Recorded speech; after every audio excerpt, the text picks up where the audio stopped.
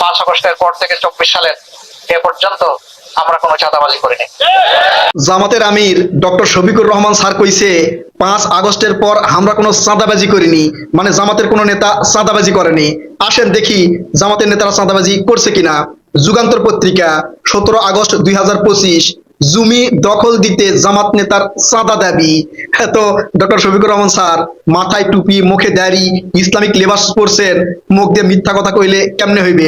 তাহলে এই জনগণের দাড়িপাল্লায় ভোট দিয়া জান্নাতে যাবার চাচ্ছিল, সেটা কি হবে?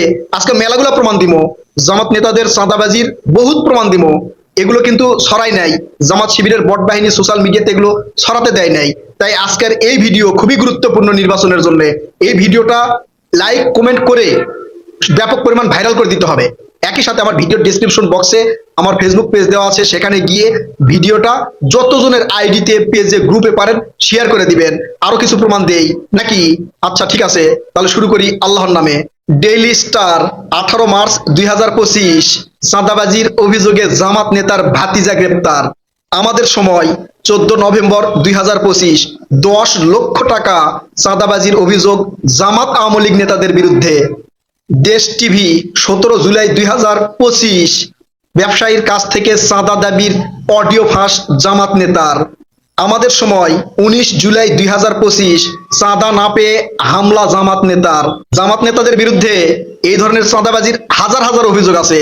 শুধু চাঁদাবাজি নয়, অপহরণ, হত্যার হুমকি, জমি দখল, ধর্ষণের অভিযোগ পর্যন্ত আছে। আমি আজকে কিছু কিছু উদাহরণ আপনাদেরকে দিব। এছাড়াও বিভিন্ন পত্রপত্রিকার অনলাইন পোর্টালে গেলে এগুলো আপনারা মিলাই নিতে পারবেন। এছাড়াও আরো অসংখ্য তথ্য পাবেন।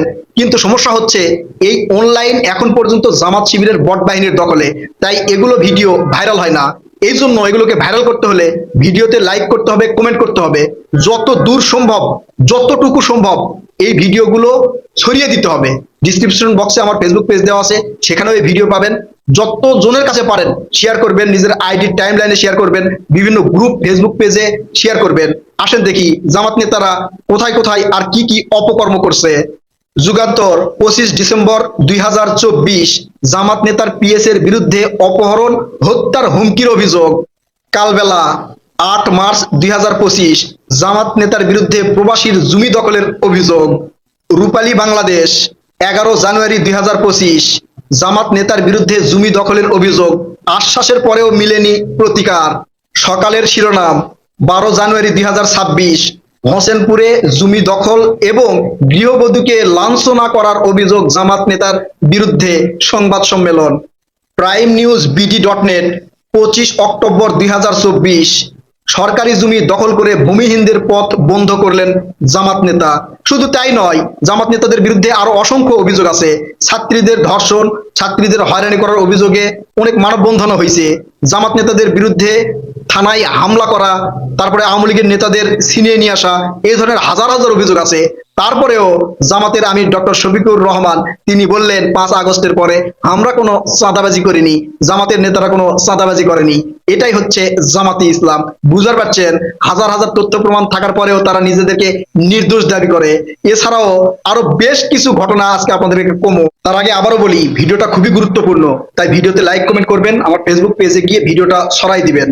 এই যে জামাতি ইসলামের নেতারা মুখে দাড়ি, মাথায় টুপি, ইসলামিক লেবাস পইরা জনগণের কাছে যা বলতেছে আমরা তো চাঁদাবাজি করি নাই, চাঁদাবাজি করছে বিএনপি। কারণ বিএনপির নাম দিয়া যারা চাঁদাবাজি করছে তাদের ব্যাপক ভিডিও ভাইরাল করে দেওয়া হয়েছে। সেগুলো বিষয় নিয়ে পত্র পত্রিকায় বা গণমাধ্যমে যেগুলো নিউজ হয়েছে সেগুলো ব্যাপকভাবে ভাইরাল করে দেওয়া হয়েছে। সাধারণ জনগণও মনে করছে যে তাহলে মনে হয় শুধু বিএনপির লোকজনই চাঁদাবাজি করছে, আর জামাত হচ্ছে ধোয়া তুলসীর পাতা। তুলসীর পাতা বললে ভুল হবে, কারণ তুলসী পাতা ছোট তো। জামাত তো আবার এই যে মক্কায় যা হজ করে আসছে, আর না হলে গঙ্গা জলে গিয়া স্নান করে আসছে। আবার অনেকে আমাকে কবেন যে জামাত তো আর হিন্দু না, ওরা তাহলে গঙ্গার জলে স্নান করলো কে? তো গঙ্গার জলে কেন গোসল করলো সেটা কই? আপনারা জানেন যে জামাতের একজন প্রার্থী হচ্ছে হিন্দু, ঠিক আছে? তো সে যদি গোসল করতে যায় তাহলে তার ওই মক্কায় যা হজ করে আসবে না, গঙ্গাতেই যাবে। সেই জন্যই কইলাম যে তারা গঙ্গায় গিয়ে গোসল করে আসে ধোয়া তুলসীর পাতা সাইজা বা কলার পাতা সাইজা জনগণকে বুঝাচ্ছে যে আমরা কিন্তু আল্লাহর দল, আমরা কিন্তু মানে আল্লাহর পক্ষে আছি, আমরা ইসলামের পক্ষে আছি, তাই আমাকে ভোট দাও, আমরা চাঁদাবাজি করি না। আজকে প্রমাণ দিয়ে দিলাম চাঁদাবাজি তারা করছে কিনা। শুধু চাঁদাবাজি না, মেলাগুলো কিন্তু প্রমাণ দিছি। তারা এই যে হত্যার হুমকি, ধর্ষণ, জমি দখল, প্রবাসীর স্ত্রীদের লাঞ্ছনা, সবগুলো পত্র পত্রিকায় প্রকাশ হয়েছে। আমাকে দোষ দিবা পারবেন না, ঠিক আছে? আমি কিন্তু সত্যি কথা কয়ে দিছি। এছাড়াও জামাতের আরো কিছু ভণ্ডামি আছে। সেই ভণ্ডামিগুলো হলো যে তারা মানুষের কাছে জাহির করতেছে আমাদের মধ্যে যারা আছে সবাই শিক্ষিত। একটা জিনিস মনে রাখবেন, চুরি কিন্তু শিক্ষিতরাই বেশি করে, ঠিক আছে? তার মানে বিএনপির মধ্যে শিক্ষিত আছে, অশিক্ষিত মানে তা কিন্তু না। অনেক নেতারা, বেশিরভাগ নেতারাই উচ্চ শিক্ষিত। এখন শিক্ষিতরা চুরি করে কিভাবে? অশিক্ষিতরা আপনার বাসায় গিয়ে চুরি করবে 10 টাকা, একটা হাঁড়ি, একটা পাতিল। আর শিক্ষিতরা একটা সিগনেচারে কিন্তু চুরি করবে কোটি কোটি টাকা, ঠিক আছে? তাই ওই যে শিক্ষিত, মানে জামাতের নেতারা শিক্ষিত, এই কথা কইয়া জনগণকে বোঝানো যাবে না। কারণ জনগণ জানে যে যারা শিক্ষিত তারাই বেশি চুরি করে। এই যে ইসলামিক লেবাস পইরা এরা ধর্মের নামে যে মিথ্যা কথা বলে, অন্যান্য নেতারা বললে ঠিক ছিল, কিন্তু খোদ জামাতের আমির সে যদি নিজে মিথ্যা কথা বলে, তাহলে এটা সাধারণ জনগণ কিভাবে নিতে পারে? চিন্তা করেন। তিনি একজন ইসলামিক রাজনৈতিক দলের নেতা এবং প্রধান। সে বলতেছে 5 আগস্টের পরে আমাকে নেতা কর্মীরা কোনো মানে চাঁদাবাজি করেনি, আমরা কোনো চাঁদাবাজি করি নাই। দেখছেন কেমন মিথ্যা কথা বলে? এই মিথ্যা কথাগুলো তাদের মুখে শোভা পায়। তারা বলতে পারতো যে হয়তো একটা দল বেশি করছে, আমরা একটু কম করছি, মানে করছি তো, এটা তো স্বীকার করতে পারতো। এটা কিন্তু স্বীকার করে নাই। আর সাধারণ জনগণ মনে করতেছে হ্যাঁ, মুখে সাদা দাড়ি, মাথায় টুপি, ইসলামিক লেবাস, এটা এরাই মনে হয় সত্য কথা বলতেছে। কারণ এদের বিরুদ্ধে আমরা কোনো ন্যারেটিভ তৈরি করতে পারি নাই। এদের বিরুদ্ধে সত্য তথ্য দিয়ে আমরা কোনো কন্টেন্ট তৈরি করতে পারি নাই, যে কন্টেন্ট গুলো জনগণের কাছে আমরা ছড়িয়ে দিতে পারি নাই।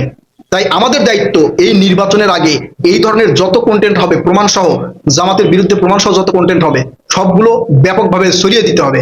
কারণ এই জামাতের যেগুলো আইডি আছে বা পেজ আছে, এগুলো কিন্তু অনেক আগে থেকেই বড় বড় করা আছে। আপনারা বড় বড় কন্টেন্ট ক্রিয়েটর দেখতেছেন না?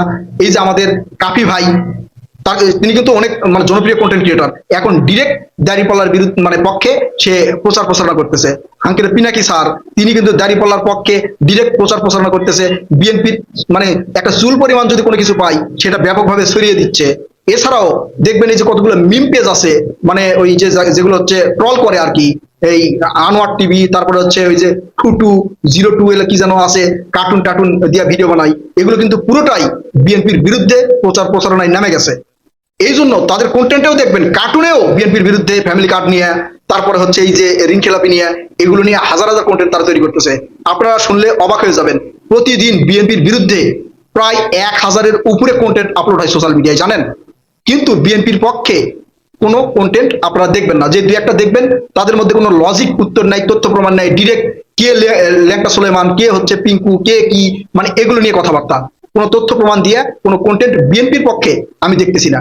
তাই যুক্তি তর্কে হবে লড়াই, কোনো ব্যক্তিগত আক্রমণে নয়। একজন তার দলকে বা যে তাকে সাপোর্ট করে তার বিরুদ্ধে ন্যারেটিভ তৈরি করবেই। আপনার উচিত হবে তার বিরুদ্ধে সে যে ন্যারেটিভ তৈরি করছে ওই ন্যারেটিভ দিয়েই তাকে ধরা। তাকে ব্যক্তিগত আক্রমণ করলে মানুষজন বলবে যে আপনি তার তো কথার উত্তর দিতে পারতেছেন না, না পারা তাকে ব্যক্তিগত আক্রমণ করতেছেন। তাই ব্যক্তিগত আক্রমণ নয়, এখন থেকে লড়াই হবে ন্যারেটিভের বিরুদ্ধে ন্যারেটিভ, মিথ্যার বিরুদ্ধে সত্যের যাত্রা। প্রিয় কলিজার ভাই বোনেরা, ভিডিওটা আবারও বলছি খুবই গুরুত্বপূর্ণ, শেয়ার করে দিবেন, জনগণের জানা দরকার। কথা হবে নতুন কোনো ভিডিওতে ইনশাল্লাহ। ততক্ষণ পর্যন্ত ভালো থাকবেন। আল্লাহ হাফেজ।